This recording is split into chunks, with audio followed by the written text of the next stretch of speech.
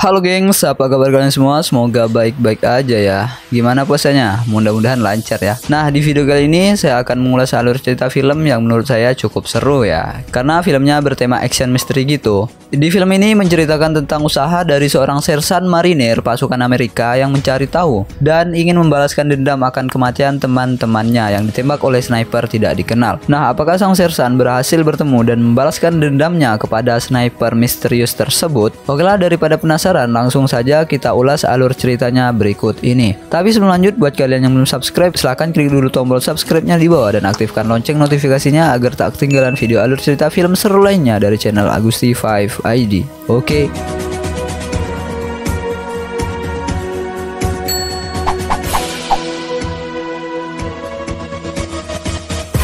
Film dibuka dengan memperlihatkan seorang sniper yang sedang membidik sasarannya. Dan tiba-tiba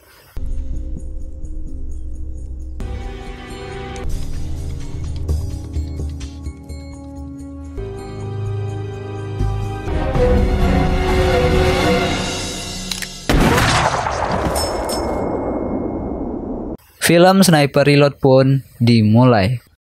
Kemudian diperlihatkan 3 orang tentara yang sedang berjalan ke dalam ruangan. Di dalam ruangan terdapat 2 orang tentara yang akan melakukan persidangan kepada seorang sersan muda yang bernama Brandon. Dan ini dia orangnya. Kedua orang itu menanyakan kepada Brandon tentang kemana ia pada 4 Agustus 2010. Brandon mengatakan bahwa ia sedang berada di Kongo, Afrika pada saat itu, setelah ia dipindah tugaskan dari Afghanistan. Di Kongo, ia ditugaskan untuk melatih pasukan tentara Kongo. Kemudian Brandon menceritakan tentang alasannya di disersi 8 hari kemudian setelah pemindahan tugasan tersebut.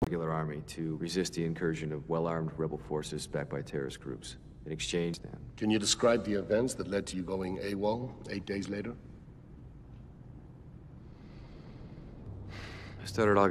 Scene pun flashback pada saat Brandon sedang melatih pasukan Kongo.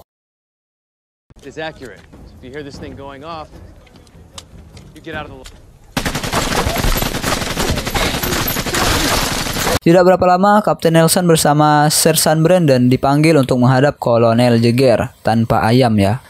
Kolonel Jagger mengatakan bahwa pelatihan terhadap tentara Kongo akan dihentikan sementara waktu dan mereka berdua mendapatkan perintah untuk menjemput salah seorang petani yang sekarang tempatnya sedang berada di area berbahaya karena perang antara militer Kongo dengan pasukan pemberontak. Setelah sebelumnya petani tersebut menolak untuk berkomunikasi dengan pasukan dari PBB.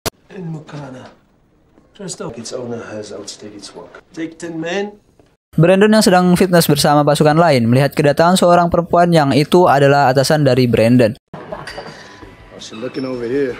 Dengan parasnya yang cantik, Brandon merasa tertarik dengan atasannya tersebut. Teman-teman Brandon pun memberi tantangan kepada Brandon jika ia berani untuk berkomunikasi dengan atasannya tersebut, maka ia akan mendapatkan uang $10 dari teman-temannya. Karena merasa tertantang, Brandon pun menerima tawaran dari temannya. Namun sayang, wanita itu hanya membalas dengan cuek pertanyaan dari Brandon. Wanita itu bernama Ellen Ibramovich. Kita panggil saja Ellen.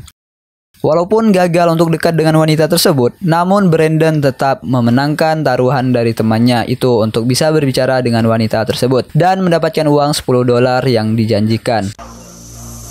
Keesokannya, Brandon pun berangkat bersama pasukan ditemani dari pasukan Kongo yang ikut mendampingi misi mereka. Sesampainya di rumah sang petani tersebut yang bernama Van Brunt, ia dipersilakan masuk ke dalam rumah. Awalnya Van Brunt menolak untuk ikut bersama pasukan mereka. Namun dengan negosiasi yang cukup alot dari Brandon dengan Kapten Nelson, Van Brunt itu pun mau ikut bersama mereka ke pangkalan PBB.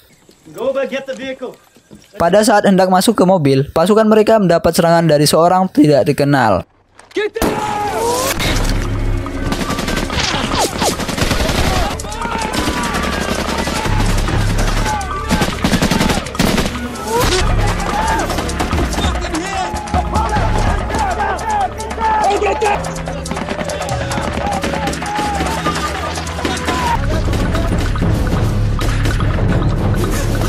Membuat sebagian besar dari pasukan mereka pun tewas.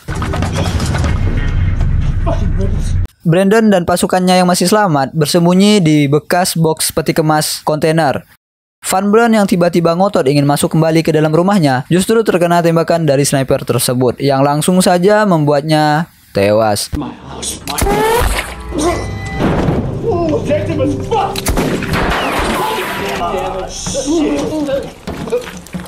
Disusul dengan pasukannya yang lain yang tewas karena terkena tembakan. Kini tersisa Brandon, Kapten Nelson, dan satu rekan mereka. Di dalam peti kemas tersebut, Nelson dan sang kapten menemukan kotak senjata dengan model 1780 berisi senjata jenis M1 berukuran penuh. Mereka pun mulai merasa curiga atas penembakan misterius itu dan hubungannya dengan Van Brunt, pemilik kebun. Kemudian salah seorang pasukan mereka ngotot untuk segera pergi saja dari tempat tersebut. Namun Brandon menyarankan untuk pergi pada saat senja. Itu akan membuat pandangan dari sang sniper tidak jelas karena ia menggunakan notes, semacam alat yang bisa melihat di kegelapan. Namun sang pasukan menolak dan justru keluar dan menembak sembarangan ke segala arah. Hingga ia pun harus tewas terkena tembakan dari sang sniper tersebut.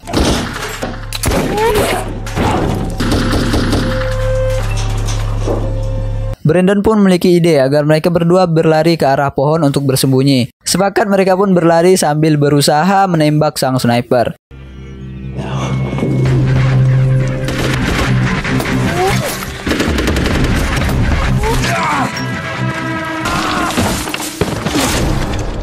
Namun sayang di sini Brandon harus terkena tembakan pada bagian bahu dan terjatuh ke dalam lubang. Nelson yang melihat Brandon dari atas pun harus tewas terkena tembakan dari sniper tersebut.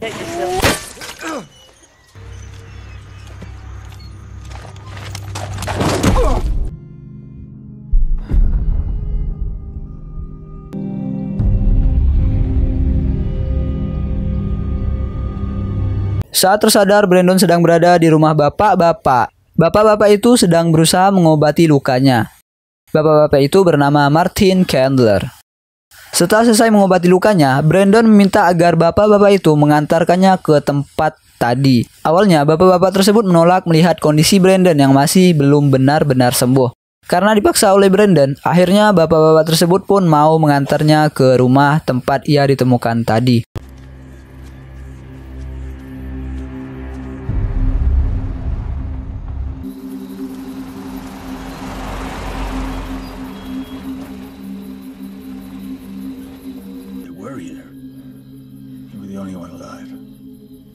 So someone took them.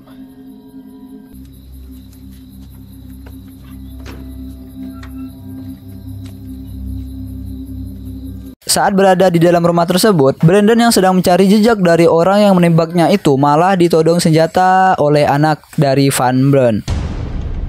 Anak Van Brunt itu mengira bahwa merekalah yang telah membunuh ayahnya. Martin mencoba menjelaskan kepada anak tersebut bahwa mereka adalah orang baik dan akan membantu mencarikan pembunuh dari ayahnya. Setelah mendengar penjelasan dari Martin, anak itu pun mau menurunkan senjatanya. Mereka pun membawa anak tersebut pergi dari tempat itu. Mereka pergi ke tempat para pemberontak dan melakukan penyerangan di sana.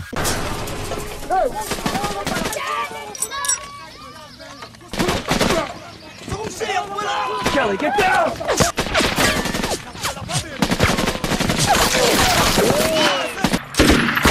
Where the hell is Jim?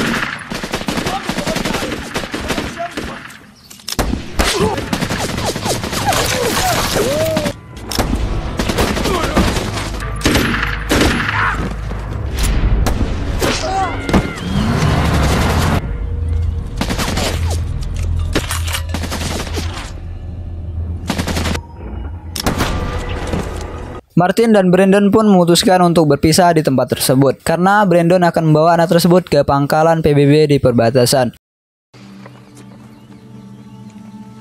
Setelah melewati perbatasan, Brandon yang memiliki luka yang belum sembuh pun harus pingsan di tengah jalan.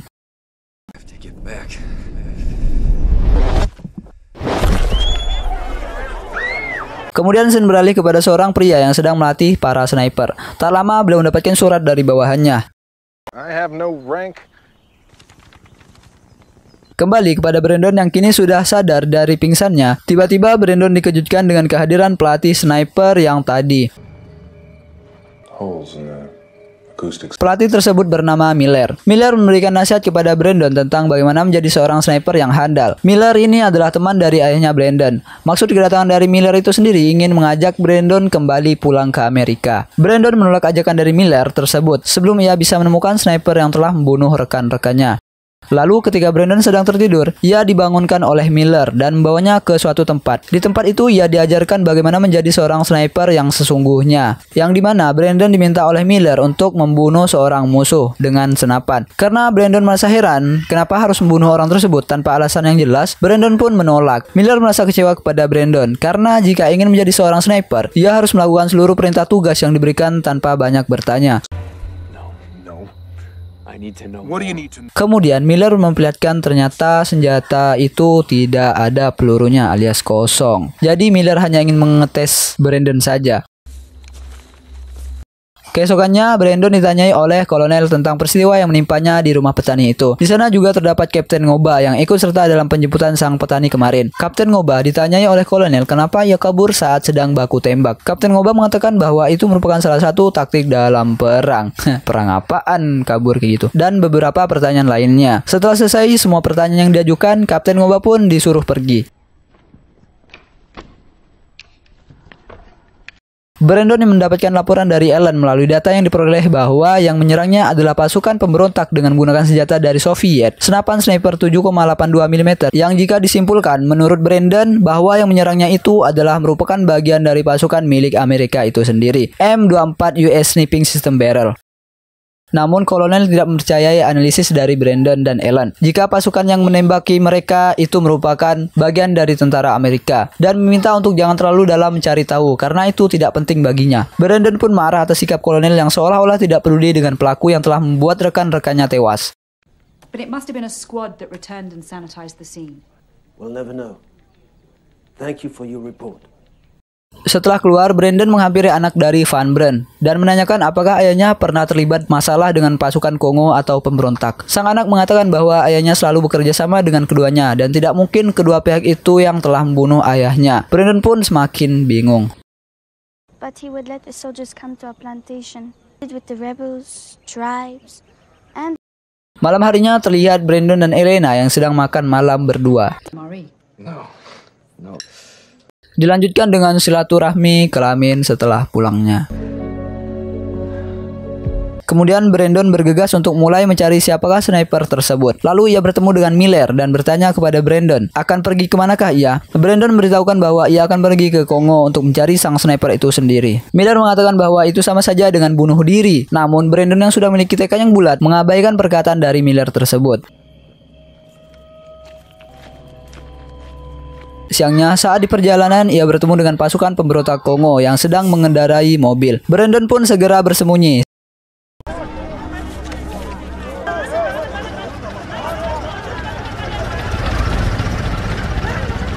Setelah rombongan pemberontak itu pergi, Brandon kembali melanjutkan perjalanan. Brandon menemui Martin untuk mengembalikan senjata yang dulu dipinjamkan kepadanya saat menghabisi para pemberontak. Brandon juga mengajaknya agar ia mau membantunya menemukan keberadaan sniper itu dan imbalannya Brandon akan membantu membawanya menemui anak-anak yang dibawa oleh pasukan pemberontak. Esoknya mereka pun berangkat menuju tempat para pemberontak itu berada hingga malam hari. Di malam hari Martin memberitahukan kepada Brandon jika ingin menjadi sniper ia harus menjadi pemburu yang handal dan bidik buruannya dengan tepat sasaran. Karena ketika dia gagal menembak pada tembakan pertama, maka buruannya akan segera pergi dan menghilang dari tempatnya. Keesokannya Brandon yang sedang mengintai truk pasukan pemberontak, truk itu pun berhenti dan menurunkan barang-barang. Your kids. Yeah. Terlihat anak-anak yang diculik dari para penduduk sedang dipekerjakan. Lalu pada saat salah seorang pemberontak ingin mengeksekusi anak tersebut, Brandon langsung menembak kepala pemberontak tersebut hingga ia tewas seketika.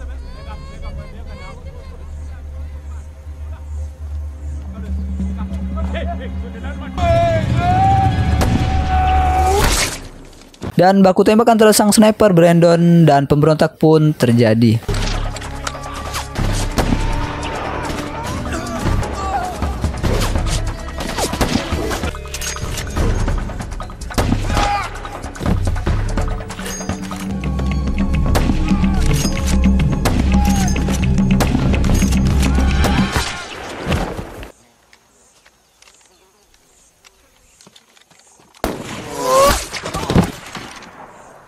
Ternyata ada orang lain yang ikut membantu mereka. Orang tersebut tak lain adalah Miller, sang pelatih sniper.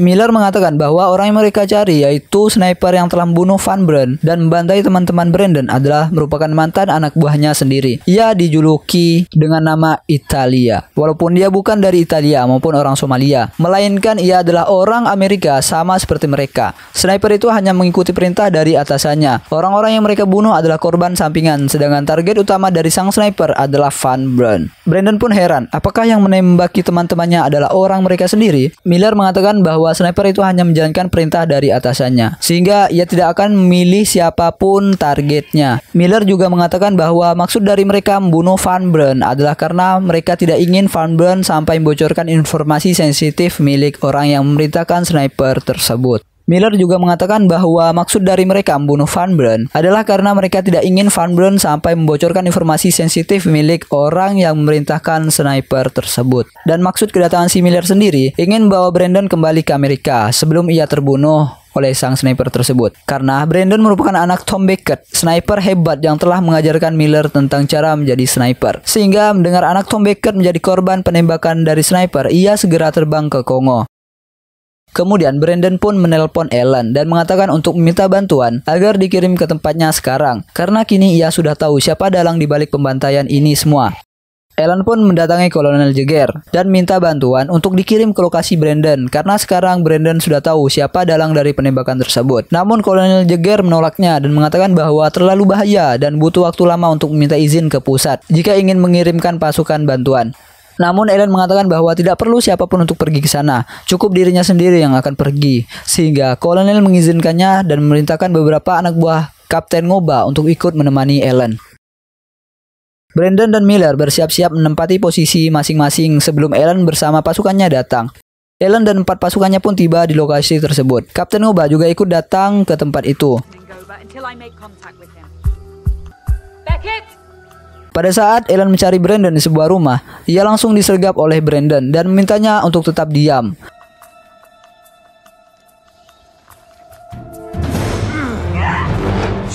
Brandon bertanya kepada Ellen mengapa ia datang ke tempat tersebut. Ellen mengatakan bahwa ia ingin tahu keadaan Brandon dan bertanya apa yang sedang Brandon lakukan di tempat ini. Belum selesai mereka berbicara, datanglah pasukan musuh dari samping dan langsung menyerang mereka.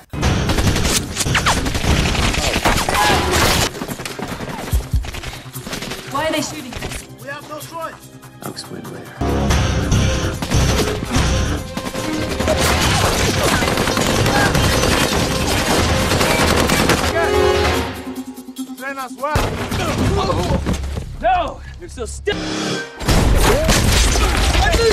Karena tidak aman, Brandon minta Ellen untuk pergi dari tempat tersebut. Sembari Brandon mengatasi para musuh yang mulai berdatangan.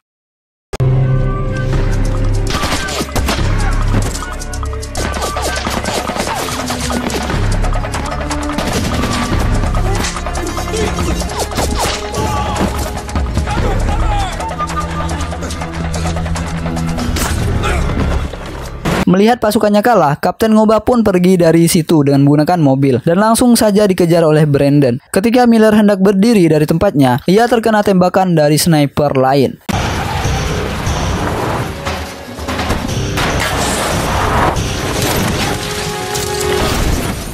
Saat Brandon menanyakan siapa dalang dari ini semua kepada Kapten Ngoba, tiba-tiba Kapten Ngoba tertembak di arah kepala yang menyebabkan ia tewas seketika. Would you have believed me? My man.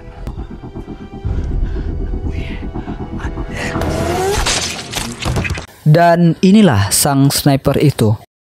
Saat Brandon mencoba menghubungi Miller melalui alat pendengar di telinganya, justru yang menjawab adalah sang sniper. Karena seperti yang kita ketahui bahwa Miller sudah terkena tembakan dari sniper tersebut. Kini hanya tinggal mereka berdua. Duel maut antara anak sniper hebat melawan sniper mematikan dimulai. Brandon pun menyusun rencana untuk mengetahui posisi dari sniper tersebut. Dan ketika waktunya tepat, ia menarik tali untuk mengecoh sang sniper.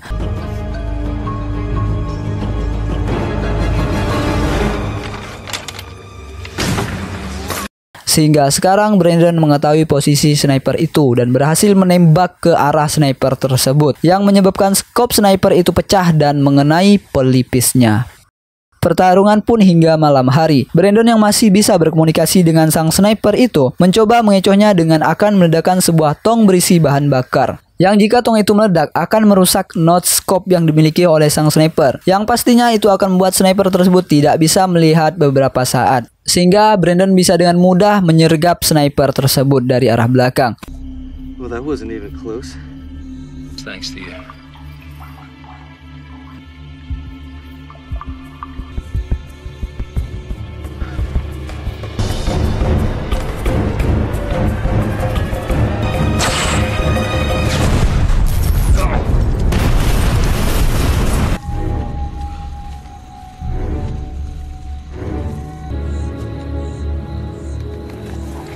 Brandon pun berhasil muncul di belakang sang sniper, dan ketika sniper tersebut menoleh, langsung saja Brandon menembak kepalanya hingga ia tewas. Dan sekarang scene kembali ke masa sekarang, di mana Brandon sedang diinterogasi. Brandon mengatakan bahwa ternyata ada petinggi tentara Amerika Serikat yang bersekongkol dengan pemberontak dan memasuk senjata kepada mereka. Karena Brandon belum memiliki bukti valid tentang pernyataan tersebut, perwira tinggi tersebut tidak bisa dibawa ke pengadilan internasional untuk diadili. Brandon pun memiliki ide untuk mendapatkan bukti yang dimaksud. Malamnya, Brandon datang ke rumah perwira bangsat Tria tersebut, yang ternyata perwira yang dimaksud adalah Kolonel Jagger. Di sana, Brandon menjebak sang kolonel dengan pertanyaan-pertanyaan yang akhirnya membuat kolonel membuka suara. Dan ketika sang kolonel mengatakan yang sebenarnya, bahwa dialah dalang di balik pembunuhan Van Brunt, dan alasan kolonel membunuh Van Brunt karena Van Brunt telah tahu semua tentang rahasianya. To win, we need leverage, make a picture of the war. But you should know government. And because of our policies here, A real soldier. Man who honored his country with... okay, so kill me. Lalu datanglah Ellen dan beberapa tentara yang langsung membawa sang kolonel untuk ditangkap. Di akhir scene, Miller datang menemui Brandon dan mengatakan bahwa ia memiliki pekerjaan untuknya. Ternyata Miller belum mati dan film pun berakhir. Oke, cukup seru bukan film kali ini? Film yang menceritakan tentang seorang sersan marinir yang ingin mengungkap dalang di balik penembakan atas rekan-rekannya saat mengamankan seorang tukang kebun bernama Van Brunt. Dan ternyata dalang di balik itu semua adalah atasan Brandon itu sendiri, yaitu Kolonel Jagger. Karena Van Brunt tahu banyak tentang rahasia kejahatan yang dilakukan oleh kolonel tersebut. Dan IMDb untuk film ini sendiri ialah 5,4. Lumayan lah untuk film yang tidak perlu membuat para penontonnya banyak berpikir dan bertanya-tanya tentang siapa dalang di balik kekacauan itu semua. Nah, cukup sekian video alur cerita film kali ini. Semoga menghibur. Sampai jumpa di alur cerita film seru lainnya. Bye bye.